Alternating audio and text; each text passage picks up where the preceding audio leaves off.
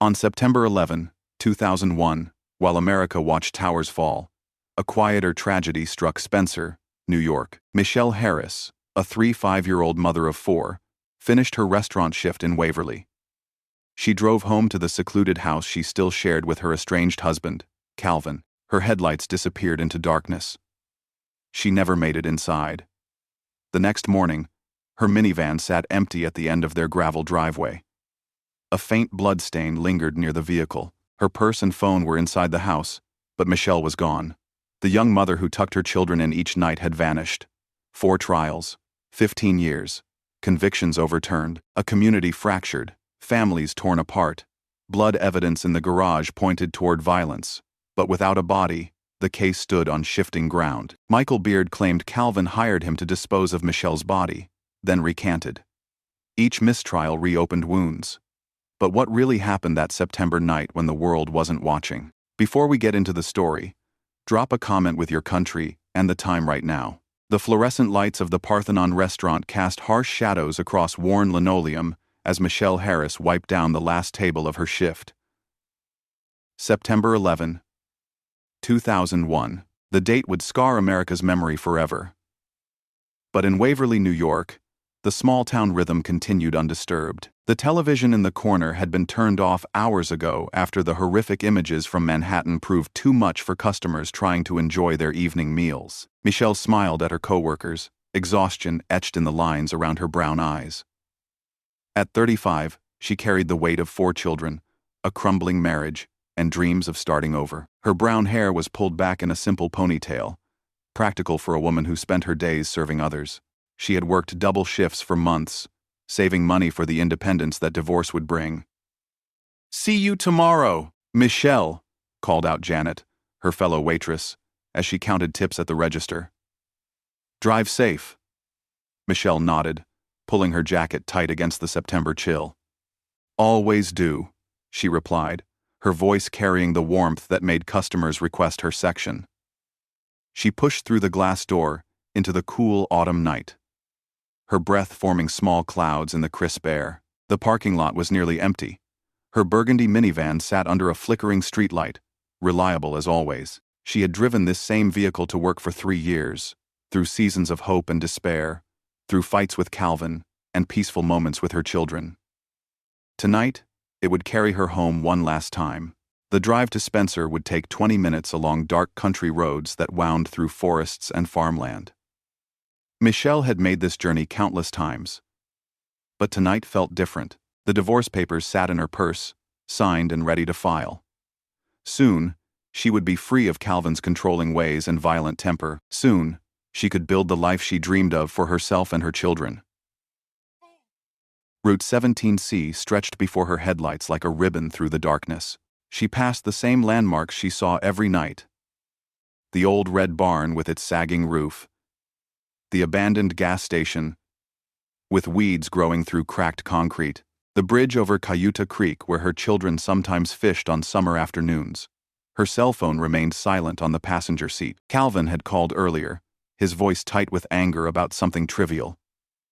She had learned to recognize the signs of his building rage, the way his words became clipped and precise before exploding into violence. The bruises on her arms had faded, but the fear remained fresh.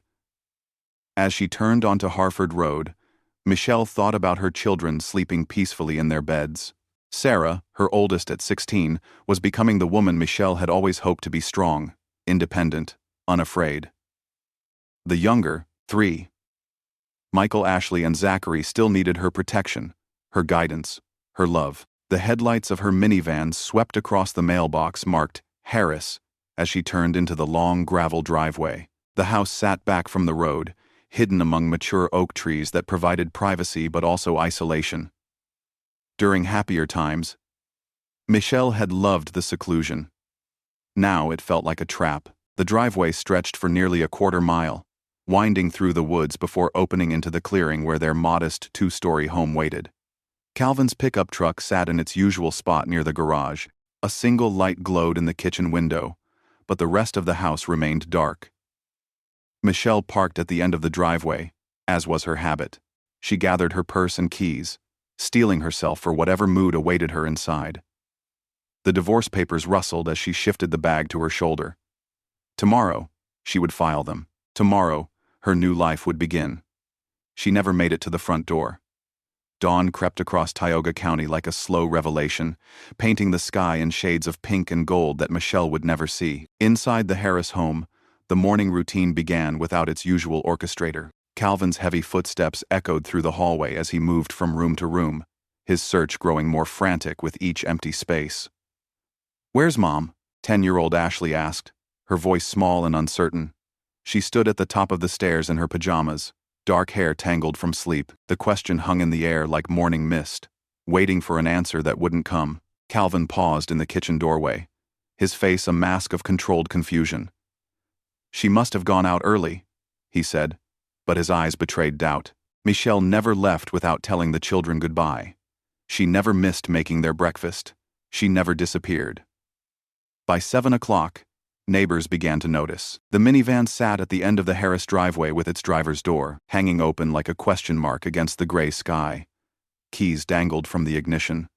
Michele's purse lay on the passenger seat, untouched. Janet Perkins, who lived across the road, called the Tioga County Sheriff's Office. She had known Michelle for years, had watched her children grow up, had witnessed the slow deterioration of her marriage. This wasn't like Michelle. Something was wrong. Deputy Sheriff Rick Courtright arrived first, his patrol car crunching over the gravel at 8:15 a.m. Years of small-town policing had taught him to read crime scenes like books written in blood and silence. This one whispered violence from the moment he stepped out of his cruiser. The minivan's position immediately struck him as odd. Michelle had parked at the very end of the driveway, nowhere near the house. Her keys remained in the ignition, her purse undisturbed. But the driver's door hung open, as if she had been interrupted while exiting the vehicle. Courtright walked slowly around the van, his trained eyes cataloging every detail. Near the rear bumper, a dark stain on the gravel caught his attention. He knelt down, studying the discoloration. Not oil, not rust. The deputy had seen enough crime scenes to recognize dried blood. Inside the house, Michele's absence felt like a presence unto itself. Her coffee cup sat unwashed beside the kitchen sink. Her bed remained unslept in, covers still tucked tight from the previous morning's housework. Her cell phone lay on the kitchen counter, silent and accusatory. Calvin paced the living room, his businessman's composure beginning to crack under the weight of official scrutiny. He had built his success on control of his employees, his finances, his family. But control was slipping away with each passing hour. She was upset about the divorce, Calvin told Deputy Courtright, his voice carefully measured. Michelle had been seeing another man, a co-worker named Greg Kunis. Maybe she ran off with him. The explanation sounded rehearsed, as if Calvin had been practicing the words. But explanations meant nothing when blood stained the driveway, and a mother had vanished without saying goodbye to her children. By noon, the first organized search began. Word spread through Spencer faster than wildfire through dry grass. Neighbors left their Tuesday routines to join the effort. Volunteers arrived from Waverly, Owego, and surrounding towns, their voices calling Michele's name across fields of corn stubble and through dense woodland. State police helicopters circled overhead, their mechanical whir disturbing the rural quiet that had defined Tioga County for generations. The pilots scanned the landscape with trained eyes, looking for any sign of disturbance, any clue that might lead them to Michelle Harris. Bloodhounds arrived from the state police K-9 unit, their sensitive noses capable of following scent trails hours old. They picked up Michelle's scent at her minivan and tracked it toward the house. But the trail vanished near the garage. It was as if Michelle had simply disappeared into the autumn air. Teams of searchers spread out in grid patterns, methodically combing every acre of the Harris property and beyond. They pushed through thickets of bramble and waded across shallow streams. They searched abandoned buildings and checked old wells. They called her name until their voices grew hoarse, but only silence answered. As the sun set on September 12th, exhausted volunteers gathered in the Harris driveway to report their findings. They had searched for 8 hours and found nothing. No footprints, no torn clothing, no sign that Michelle Harris had ever walked away from her van. The absence felt heavier than any evidence. Investigator Robert Lisowski arrived from the State Police Bureau of Criminal Investigation with the methodical patience of a man who had solved hundreds of cases through persistence and attention to detail. His reputation for thorough investigation preceded him, and locals took comfort in his presence. Lisowski studied Calvin Harris with the neutral expression he had perfected over 20 years of law enforcement. Calvin sat rigid in the interview room at the sheriff's office, his dark hair perfectly combed despite the circumstances. His answers came measured and careful, as if he were negotiating a business deal rather than discussing his missing wife. Michelle was emotional about the divorce, Calvin explained, his hands folded on the table. She had been acting strange lately. Paranoid. She thought I was following her. She was seeing a psychiatrist. But the physical evidence told a different story. Crime scene technicians had processed Michelle's minivan with meticulous care, collecting fingerprints, hair samples, and trace evidence. They had sprayed luminol across the Harris garage, revealing stains that glowed blue-white under ultraviolet light. Someone had tried to clean blood from the concrete floor. Someone had scrubbed and bleached and hoped the evidence would disappear. But luminol revealed the truth that soap and water couldn't wash away. Violence had occurred in that garage, and Michelle Harris had been its victim. "We suspect foul play," Investigator Lisowski announced at a press conference 3 days after Michelle's disappearance. The words settled over Spencer like a funeral shroud, transforming a missing person case into something darker and more permanent. Parents pulled their children closer on walks to school. Neighbors who had never locked their doors began sliding deadbolts home at night. The comfortable illusion of small-town safety had been shattered, replaced by the understanding that evil could hide behind any familiar face. Rumors spread through the community faster than gossip at a church social. At the IGA grocery store, whispers followed shoppers down narrow aisles lined with Campbell's soup and Wonder Bread, Calvin's quick temper, Michelle's new boyfriend, financial troubles, custody, disputes. Every conversation carried the weight of suspicion and fear. The Harris children, already motherless, became objects of pity and morbid curiosity. Relatives gathered around them like protective walls, but the damage was spreading through their young lives like cracks in glass. Their mother had vanished. Their father was now a suspect. Their world had collapsed in the span of a single night. Sarah, the 16-year-old, tried to fill her mother's role with heartbreaking determination. She made breakfast for her younger siblings and helped them with homework. She tucked them into bed and told them stories about their mother coming home soon. But her eyes held the weight of terrible understanding. Michael, 14, withdrew into angry silence. Ashley, 10, cried herself to sleep every night. Zachary, only 8 years old, kept asking when Mommy would return from her trip. The family that Michelle had worked so hard to protect was disintegrating in her absence.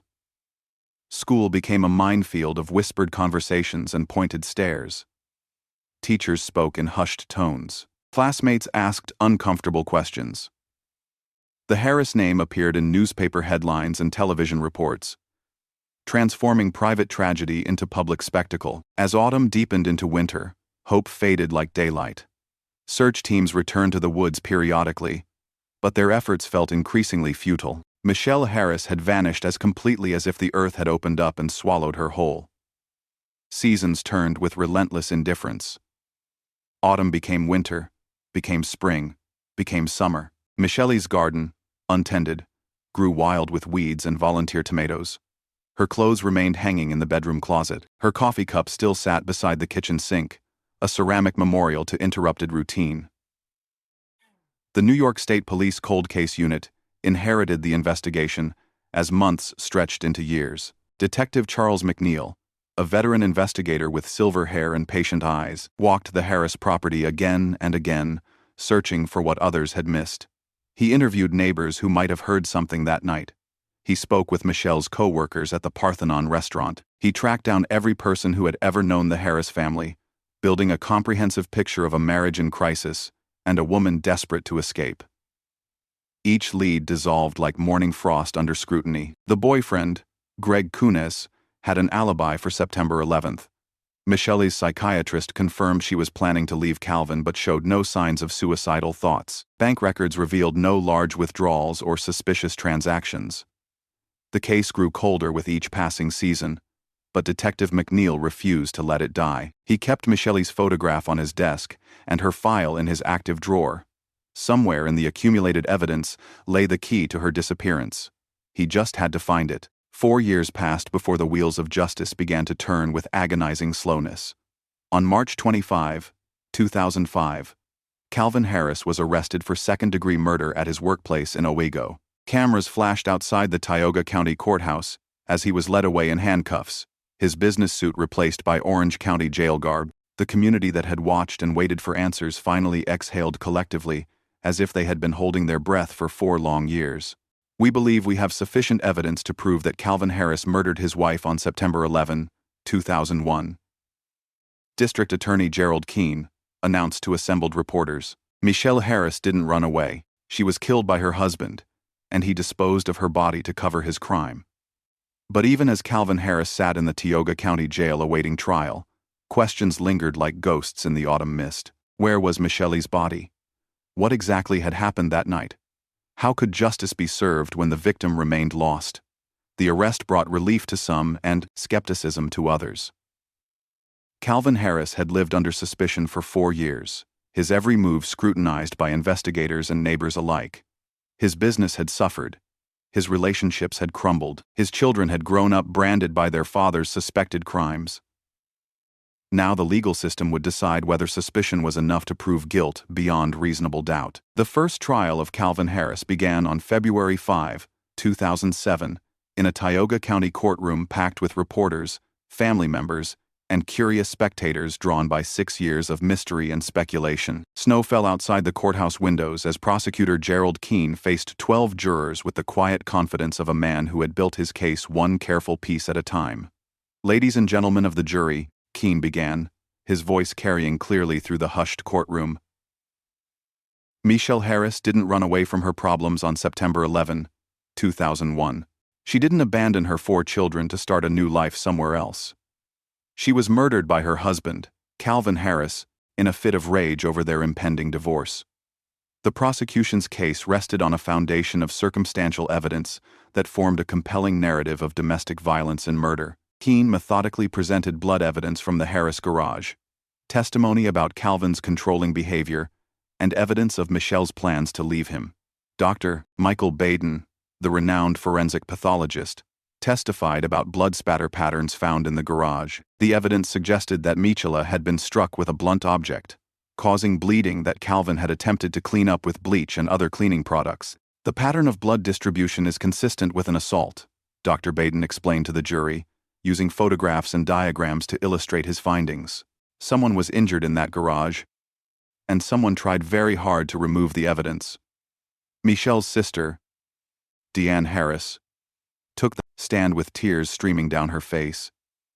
She described Michelle's fear of Calvin's violent temper and her desperation to escape the marriage. "She was terrified of him," Deanne testified. "Michelle told me that Calvin had threatened to kill her if she tried to leave." Co-workers from the Parthenon restaurant painted a picture of a woman caught between hope and fear. Janet, her fellow waitress, described Michelle's excitement about filing for divorce and starting fresh. But she also testified about bruises on Michelle's arms and her reluctance to discuss problems at home. "Michelle was a wonderful mother who lived for her children," Janet told the jury. "She would never have walked away from them voluntarily. Never." The prosecution presented phone records showing that Calvin had made several calls on the night of September 11th, including one to his brother asking for help with an unspecified problem. Financial records revealed that Calvin stood to lose significant assets in a divorce settlement.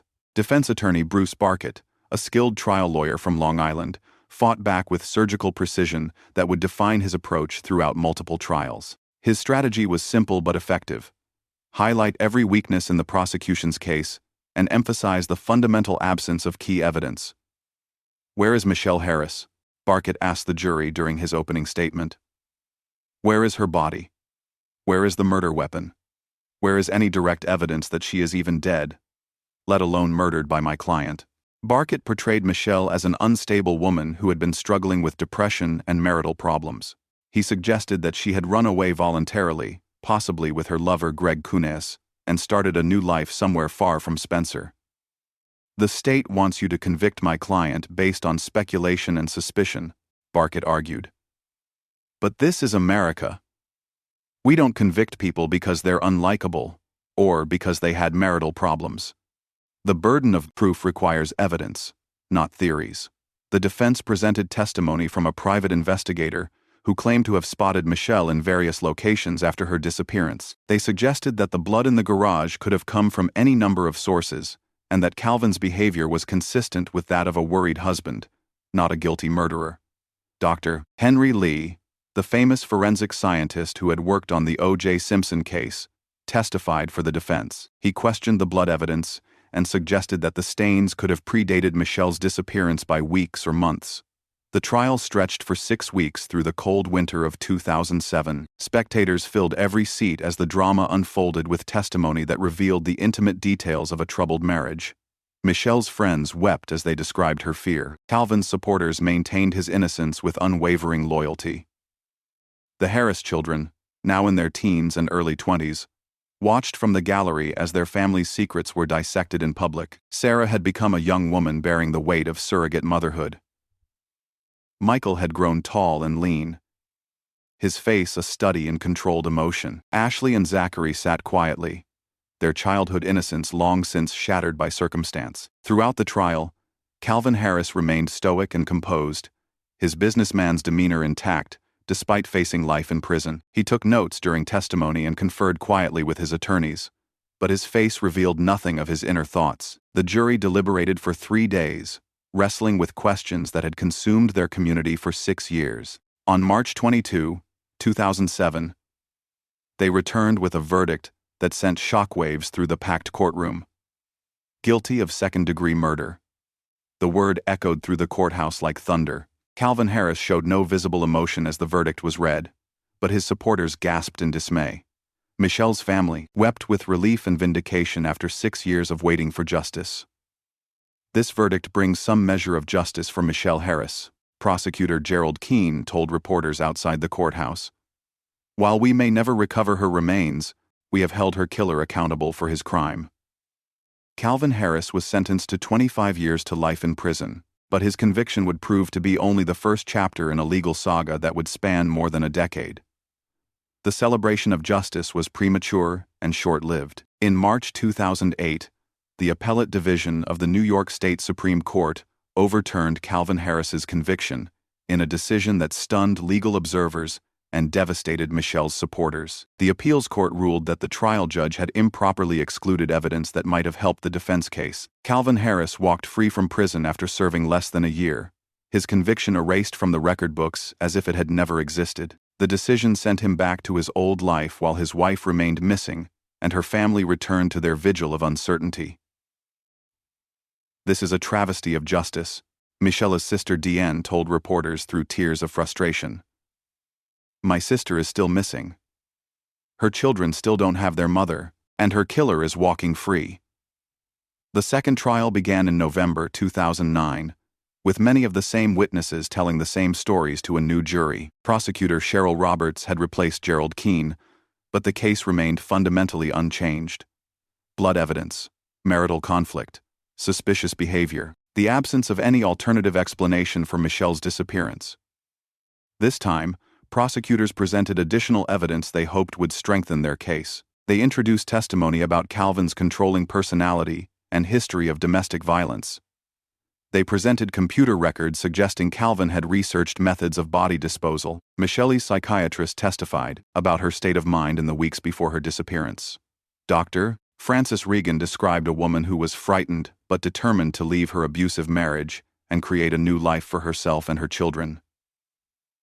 Michelle was making plans for the future. Dr. Regan testified. She had found an apartment and was saving money for a security deposit. She was looking forward to her freedom, not planning to disappear.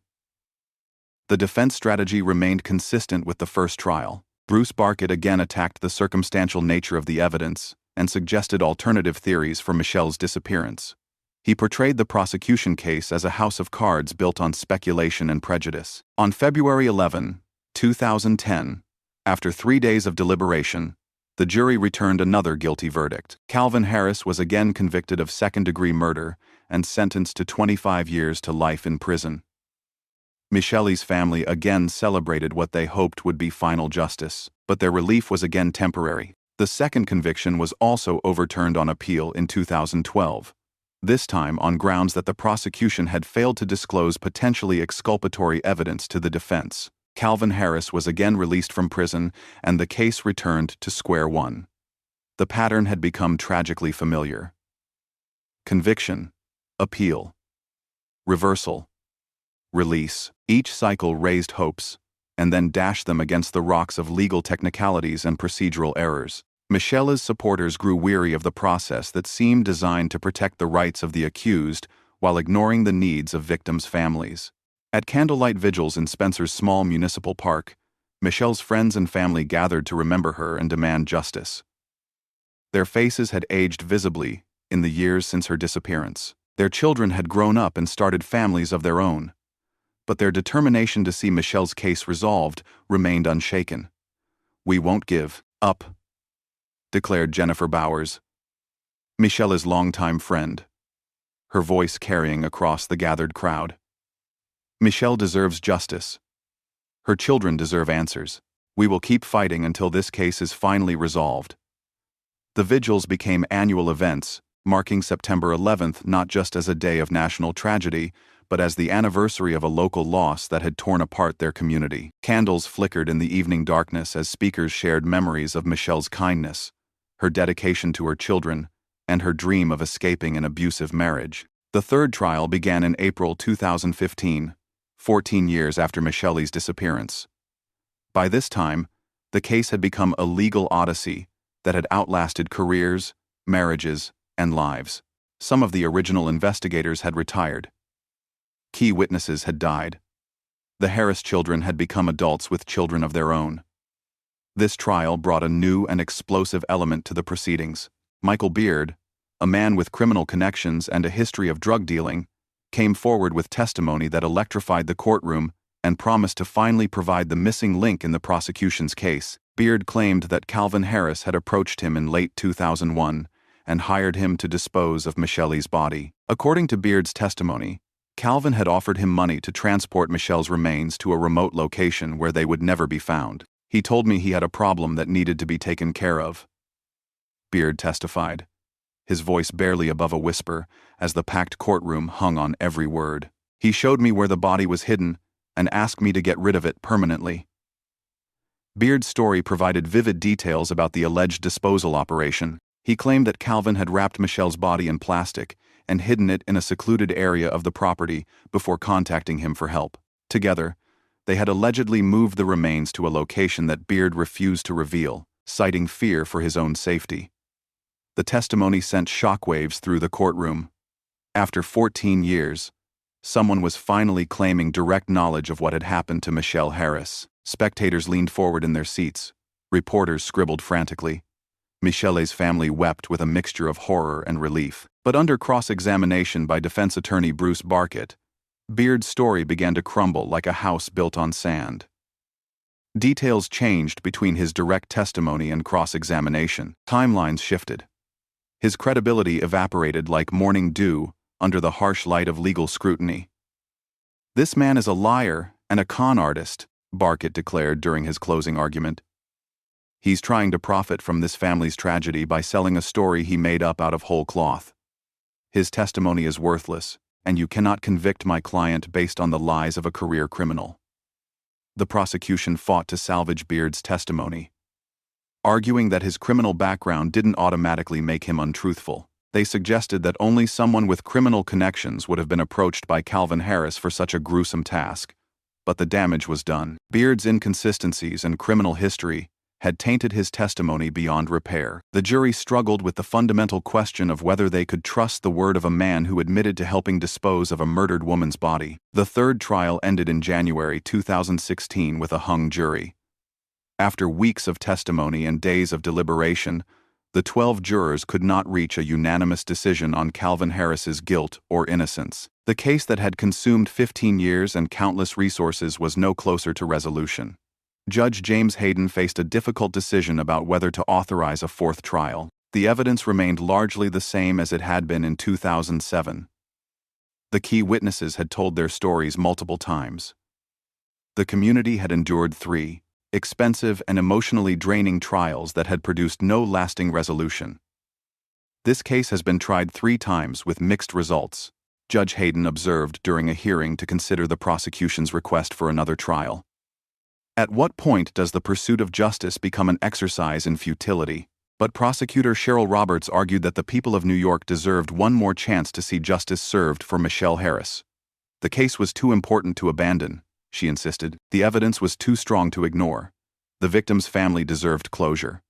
The 4th and final trial was scheduled for fall 2016, but this time with a crucial difference. Instead of another jury trial, both sides agreed to a bench trial, where Judge Hayden would hear the evidence and render his verdict alone. The decision eliminated the unpredictability of jury deliberations and the possibility of another hung jury. But it also placed the ultimate responsibility for justice in the hands of one man who had already witnessed 3 attempts to convict Calvin Harris of murdering his wife. The courtroom felt smaller and more intimate without 12 jurors occupying the jury box.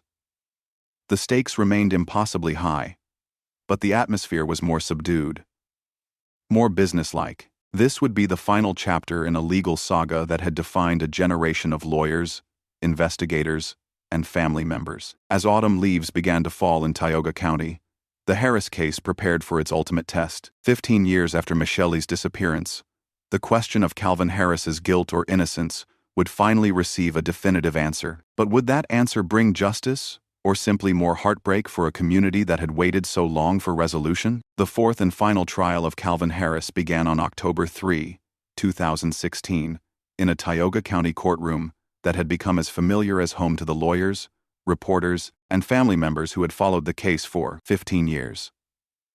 Judge James Hayden sat behind his elevated bench, his gray hair and lined face reflecting the weight of the decision that lay ahead. Unlike the previous 3 trials, this proceeding would be decided not by 12 strangers pulled from voter rolls, but by one man who had dedicated his career to interpreting law and dispensing justice. The absence of a jury gave the courtroom a more intimate, almost confessional atmosphere.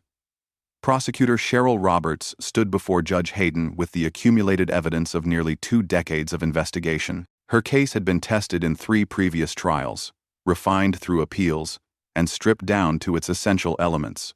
She would have one final opportunity to prove that Calvin Harris had murdered his wife on September 11, 2001. Your Honor, Roberts began, her voice carrying the weight of a community's hopes. The evidence in this case points to one inescapable conclusion. Michelle Harris was murdered by her husband in their garage on the night she disappeared, and he disposed of her body to cover his crime. Each movement building upon the previous one toward a crescendo of circumstantial evidence that Roberts hoped would finally secure justice for Michelle Harris. The blood evidence took center stage once again. Crime scene photographs showed the luminol-activated stains that glowed like accusatory ghosts under ultraviolet light. Expert witnesses explained how blood spatter analysis revealed signs of violence in the Harris garage. The prosecution argued that Michelle had been killed in that concrete-floored space. Her blood spilled on the floor that Calvin had desperately tried to clean. Michael Baden returned to testify about forensic evidence, his reputation lending credibility to the prosecution's theory. The blood patterns were consistent with an assault, he maintained. Someone had been injured in that garage, and someone had worked very hard to remove the evidence. Michelle's sister Deanne took the stand once more, her testimony worn smooth by repetition but no less emotional for its familiarity. She spoke of Michelle's fear of Calvin's violent temper and her determination to escape the marriage that had become a prison. She was planning a new life, Deanne testified, her voice breaking with emotion. Michelle had found an apartment and was saving money for a security deposit. She was going to file for divorce the day after she disappeared. She would never have abandoned her children. Co-workers from the Parthenon restaurant testified about Michelle's state of mind in her final days. She had been excited about her future, they said, nervous but hopeful. She had spoken about taking her children away from Calvin's controlling influence and starting fresh somewhere safe. The prosecution presented phone records showing Calvin's suspicious activity on the night of September 11th, including calls to his brother asking for help with an unspecified problem. They introduced evidence of Calvin's controlling behavior and history of domestic violence. Computer forensics experts testified about internet searches found on Calvin's computer, including queries about body decomposition and methods of disposal. The searches had been conducted in the weeks following Michelle's disappearance, prosecutors argued, as Calvin researched how to ensure his wife's remains would never be found. But the prosecution's case still relied heavily on Michael Beard's testimony, despite its problems in the previous trial. Beard took the stand once again to tell his story about Calvin hiring him to dispose of Michelle's body. This time, however, Beard's testimony seemed even less credible than before. His story had evolved over the years, details shifting like sand dunes in the wind. Under questioning from defense attorney Bruce Barkett, Beard contradicted himself repeatedly and appeared to fabricate details on the spot. "Mr. Beard?" Barkett asked during cross-examination. "Isn't it true that you've told different versions of this story to different people at different times?" Beard squirmed in the witness chair, his credibility evaporating with each evasive answer. "I might have gotten some details mixed up," he admitted, "but the basic story is true." The defense case remained fundamentally unchanged from previous trials. Barkett systematically attacked every piece of circumstantial evidence, highlighting the gaps and inconsistencies that had plagued the prosecution for 15 years. "Your Honor," Barkett argued during his opening statement, "we are here for the fourth time because the state has never been able to prove its case beyond a reasonable doubt. They have theories, they have suspicions, they have speculation, but they do not have evidence of murder." Barkett emphasized the fundamental weakness that had undermined every trial: the absence of Michelle's body. Without physical remains, he argued, there was no proof that Michelle Harris was even dead, let alone murdered by her husband. "Where is Michelle Harris?" Barkett asked Judge Hayden. "In 15 years of searching, no trace of her has ever been found. No body, no bones, no clothing, nothing. How can the state prove murder when they cannot even prove death?" The defense presented testimony from private investigators who claimed to have spotted Michelle in various locations after her disappearance. They suggested that she had run away voluntarily, possibly with her lover Greg Kunis, and had successfully hidden her identity to start a new life. Dr. Henry Lee returned to challenge the blood evidence once again. The renowned forensic scientist suggested that the stains in the garage could have come from any number of sources and could have been deposited weeks or months before Michelle's disappearance. "Blood evidence can be misleading," Dr. Lee testified. "Without knowing the age of these stains or their source, we cannot conclude that they are connected to Mrs. Harris's disappearance." The defense also presented evidence of Michelle's emotional instability in the months before her disappearance. They introduced testimony from her psychiatrist about her depression and anxiety, suggesting that she was capable of abandoning her family to escape her problems. Barkett portrayed Calvin as a successful businessman who had been wrongly accused and persecuted for 15 years. He had lost his wife, been separated from his children, and endured multiple trials based on nothing more than suspicion and circumstantial evidence. As the bench trial progressed through November 2016, the familiar arguments played out once more before Judge Hayden's careful scrutiny. The prosecution hammered away at their theory of domestic violence and murder. The defense countered with reasonable doubt and alternative explanations. But this time, something felt different. The case had been stripped of its emotional theatricality by the absence of a jury. Judge Hayden asked pointed questions that revealed his deep understanding of the evidence and his skepticism about both sides' arguments. "Counselor," Judge Hayden asked Prosecutor Roberts during her presentation, "if Mr. Harris killed his wife in the garage as you allege, why was no trace of her DNA found anywhere else on the property? Why were there no drag marks or signs of body transportation?" The question highlighted one of the prosecution's persistent problems. The evidence suggested violence in the garage, but provided no clear path from that violence to Michelle's disappearance. Similarly, Judge Hayden pressed the defense about Calvin's behavior after Michelle vanished. "Mr. Barkett," he said, "your client's actions in the days following his wife's disappearance seem inconsistent with those of a concerned husband. How do you explain his apparent lack of cooperation with investigators?"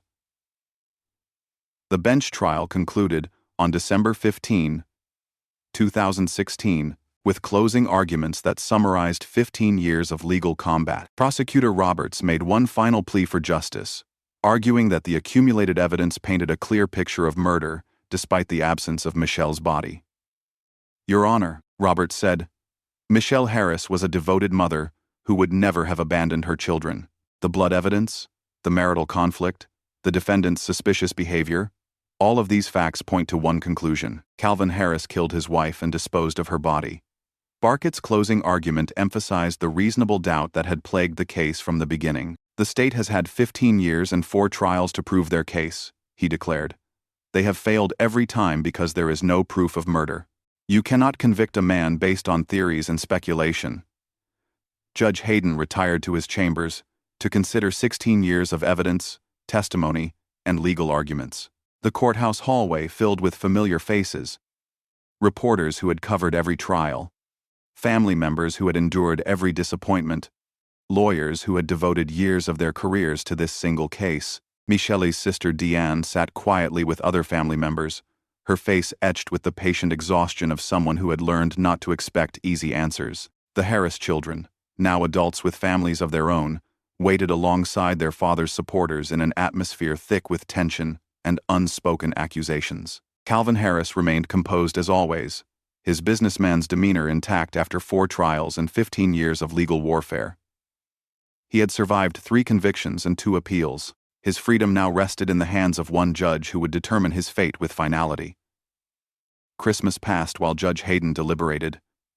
The new year arrived with no decision. The community of Spencer continued its daily routines while waiting for closure to a case that had defined a generation. Finally, on January 24, 2017, Judge Hayden announced that he was ready to render his verdict. The courtroom filled once more with spectators who had followed the case through all its twists and appeals and heartbreaks. The weight of history pressed down on everyone present as Judge Hayden began to read his decision. He acknowledged the circumstantial nature of the evidence and the lack of Michelle's body. He noted the inconsistencies in witness testimony and the problems with the prosecution's case. But he also recognized the blood evidence in the garage and Calvin's suspicious behavior. He understood the community's desire for closure and the family's need for justice. "This court has struggled with this case for months," Judge Hayden said, his voice carrying clearly through the hushed courtroom. "The disappearance of Michelle Harris is a tragedy that has torn apart a family and divided a community. The court has serious concerns about the defendant's possible involvement in his wife's disappearance." The courtroom held its collective breath as Judge Hayden paused, his next words carrying the weight of finality. "However," he continued, "the state has the burden of proving guilt beyond a reasonable doubt. While the evidence raises suspicions and concerns, it does not meet the high standard required for criminal conviction." The words that followed echoed through the courtroom like thunderclaps. "The court finds the defendant not guilty of all charges." Calvin Harris was acquitted. The courtroom erupted in a mixture of gasps, sobs, and stunned silence. Calvin Harris remained seated, showing no visible reaction to his vindication. His attorneys smiled and shook hands. Their long legal battle finally concluded in victory. Behind them, Michelle's family sat in devastation. 16 years of waiting, 4 trials, countless hours of testimony, and millions of dollars in legal costs had led to this moment of ultimate disappointment. Outside the courthouse, Prosecutor Cheryl Roberts faced a crowd of reporters and heartbroken supporters with the weight of defeat heavy on her shoulders. The rules of double jeopardy meant that Calvin Harris could never again be tried for Michelle's disappearance, regardless of any new evidence that might surface. "This case will remain open," Roberts promised, her voice thick with emotion. "The New York State Police Cold Case Unit will continue investigating until Michelle Harris is found. We owe that much to her memory and to her family." But everyone understood the grim reality. After 16 years, 3 convictions, and countless appeals, the legal system had exhausted itself. Calvin Harris walked away a free man, his name forever linked to his wife's disappearance but legally cleared of any wrongdoing. The community of Spencer remained fractured by the verdict. Some residents believed that justice had finally been served, that an innocent man had been vindicated after years of wrongful persecution. Others saw only another failure of a system that consistently protected the rights of defendants while abandoning the families of victims. Local newspapers published editorials arguing both sides of the case. Letters to the editor revealed the deep divisions that had developed over 16 years of legal proceedings. Neighbors who had once shared coffee and conversation now avoided eye contact at the grocery store. The Harris children faced the most difficult adjustment of all. They had grown up caught between loyalty to their father and longing for their mother. The acquittal resolved their father's legal problems, but did nothing to answer the fundamental question that had haunted their lives. What had happened to Michelle Harris on September 11, 2001? Sarah, now a mother herself, struggled to explain to her own children why their grandmother had disappeared and why their grandfather had been accused of such a terrible crime. The family legacy was forever marked by tragedy and suspicion. Michael had become a quiet young man who rarely spoke about his mother or the trials that had dominated his adolescence. Ashley worked as a nurse, channeling her empathy into caring for others who faced their own crises. Zachary, the youngest, had few clear memories of his mother, but carried the weight of her absence in every family gathering and holiday celebration. Years passed with relentless indifference to human suffering. New crimes captured headlines. Fresh tragedies demanded attention. But in Spencer, Michelle Harris's name never completely faded from conversation. Her missing person poster, faded by weather and time, still clung to a telephone pole outside the post office. Her face smiled from the yellowed paper. A 35-year-old woman frozen in time while the world aged around her memory. Detective Charles McNeil, now retired after a distinguished career, kept Michelle's case file on his desk at home. On quiet evenings when sleep eluded him, he would spread out the evidence, photos, and witness statements, searching for the one detail that had eluded generations of investigators. "There's something we missed," he would tell his wife as he studied crime scene photographs for the 1,000th time. "Somewhere in all this evidence is the key to what happened to Michelle Harris. I know it's there." The New York State Police Cold Case Unit issued periodic appeals for information, offering substantial rewards for tips that might lead to the discovery of Michelle's remains. They followed up on every phone call, every anonymous letter, every dream and vision offered by well-meaning strangers who hoped to help solve the mystery. Psychics claimed to know where Michelle was buried. Conspiracy theorists suggested elaborate plots involving organized crime or government cover-ups. Urban explorers searched abandoned buildings and forgotten graveyards, convinced they would be the ones to finally bring Michelle Harris home. But the fields and forests of Tioga County kept their secrets. Michelle remained as lost as she had been on that September night when she drove home from work and disappeared into darkness.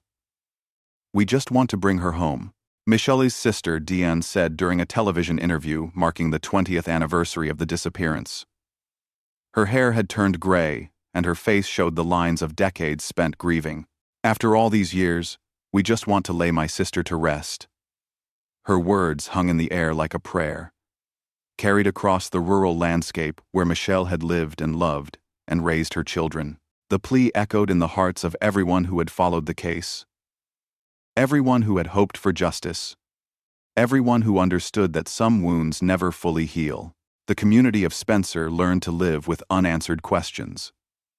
Children grew up hearing whispers about the woman who had vanished on the same day as the September 11th attacks. Newcomers were told the story by longtime residents who remembered the searches and trials and bitter disappointments. Some nights, when autumn wind blew across the empty fields, people claimed they could still hear voices calling Michelle's name. The sound carried the echo of all those volunteer searchers who had combed the countryside during those desperate early days, their voices hoarse from calling out to someone who could no longer answer. Michelle Harris became more than a missing person to the people who had known and loved her. She became a symbol of unresolved grief, of justice deferred, of families torn apart by violence and silence. Her story was told at domestic violence, awareness events, and missing persons conferences, a reminder that behind every statistic was a real person with dreams and fears, and people who loved them. The restaurant where Michelle had worked her final shift eventually closed, a victim of changing economic times and shifting demographics. The building sat empty for years, its windows boarded up and weeds growing through cracks in the parking lot. But local residents still referred to it as Michelle's place, keeping her memory alive through informal commemoration. Calvin Harris moved away from Spencer after his acquittal, seeking privacy in a community that didn't know his history. He had been legally vindicated but remained socially isolated, his name forever linked to his wife's disappearance in the minds of those who had followed the case. He rarely spoke publicly about Michelle, or the trials that had dominated nearly 2 decades of his life. When approached by reporters on the rare occasions when the case returned to the news, he declined to comment or offer his own theory about what might have happened to his wife. His silence became part of the mystery, fueling continued speculation about his involvement in Michelle's disappearance. Supporters viewed his refusal to discuss the case as dignified restraint from a man who had been wrongly accused. Critics saw his silence as evidence of guilt that legal technicalities had failed to prove. The truth, as it often does in cases built on circumstantial evidence and missing persons, remained elusive and subject to interpretation. 23 years after Michelle Harris drove home from her restaurant job and vanished into the September night, her case remained officially unsolved. The New York State Police Cold Case Unit maintained an active file, periodically reviewing evidence and following new leads that inevitably led nowhere. Technology advanced. DNA analysis became more sophisticated. Ground-penetrating radar improved. But the fundamental challenge remained unchanged. Without Michelle's body, investigators lacked the crucial evidence needed to definitively solve her disappearance. The case had consumed the careers of multiple prosecutors, defense attorneys, and investigators. It had cost taxpayers millions of dollars in legal proceedings that produced no lasting resolution. It had torn apart a family and divided a community that might never fully heal from the wounds of suspicion and doubt. But it had also demonstrated the determination of people who refused to let Michelle Harris be forgotten. Her friends continued to hold annual memorial services. Her family maintained hope that someday, somehow, they would get the answers they deserved. Michelle's story became part of the fabric of Tioga County history, passed down through generations like folklore. Parents used her disappearance to teach children about safety and the importance of staying close to home. Teachers incorporated her case into lessons about justice and the legal system. Her photograph appeared in documentaries about unsolved crimes and missing persons. True crime podcasters analyzed every detail of her case, offering theories and speculation that added to the mythology surrounding her disappearance. But beneath all the media attention and public fascination lay a simpler truth. Michelle Harris had been a real person with a real family who loved her. She had been a mother who worried about her children's futures, a woman who dreamed of freedom from an abusive marriage, a human being who deserved better than to vanish without explanation. Her legacy lived on in the love of her children, who had grown into adults, shaped by tragedy, but not defined by it. They had learned to carry their mother's memory while building their own families and pursuing their own dreams. Sarah had become a successful businesswoman who spoke at domestic violence conferences about the long-term impact of abuse on families. Michael worked in construction, building homes for families who would never face the trauma that had shattered his childhood. Ashley continued her nursing career, providing comfort to patients who faced their own battles with pain and loss. Zachary had found peace through art, creating paintings that captured the beauty of the rural landscape where his mother had lived. They rarely spoke publicly about their mother's case, preferring to honor her memory through their actions rather than their words. But each of them carried pieces of Michelle's spirit, her kindness, her determination, her love for family, forward into their own lives. The search for Michelle Harris continued in ways both official and informal. State police investigators periodically revisited the case, applying new technologies and fresh perspectives to old evidence. Citizen volunteers organized their own searches of remote areas, convinced that persistence would eventually reveal what professional searchers had missed. Property developers occasionally discovered human remains during construction projects, raising hopes that Michelle had finally been found. But DNA analysis always proved the remains belonged to someone else.